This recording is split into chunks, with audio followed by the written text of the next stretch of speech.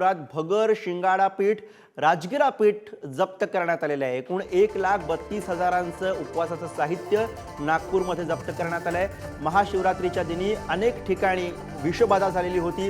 उपवासाचे पदार्थ सेवन केल्यानं अनेकांना विषबाधा झाली होती आणि या पार्श्वभूमीवरती ही कारवाई करण्यात आलेली आहे।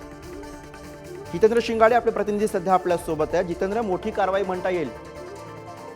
नक्कीच गुरु, कारण ज्याप्रमाणे महाशिवरात्रीच्या निमित्ताने उपवासाचे साहित्य अनेकांनी खरेदी केलेलं होतं आणि त्यातून नागपूर शहरात अनेक ठिकाणी विषबाधा झाल्याचं प्रकरण समोर आलेलं होतं। काही हॉस्पिटल्समध्ये, खासगी हॉस्पिटल्स असो किंवा मग सरकारी हॉस्पिटल्समध्ये या रुग्णांना उपचारासाठी दाखल करण्यात आलेलं होतं। त्यानंतर एफडीएने कारवाई तेच केलेली होती आणि त्यानंतर 1,32,000 रुपयाचा जो उपवासाचे साहित्य असतं, भाजणी, शिंगाडा पीठ, राजगिरा या प्रकारचे साहित्य जप्त केलेलं। त्याचबरोबर काही कंपन्यांच्या ज्या हे साहित्य विक्री आहे त्याच्यावर देखील निर्बंध लावलेले आहेत आणि नमुने आता तपासणीसाठी पाठवलेले आहेत। त्यामुळे तपासणीनंतरच हे नमुन्यातून कशा प्रकारे विषबाधा झाली हे प्रकरण समोर येईल। मात्र मोठ्या प्रमाणात विषबाधा झाली होती आणि त्यामुळे नागरिकांमध्ये भीतीचं बरोबर, अनेक ठिकाणी या विषबाधेच्या घटना समोर आलेल्या होत्या आणि त्या पार्श्वभूमीवरती केलेली ही मोठी कारवाई म्हणता येईल। धन्यवाद।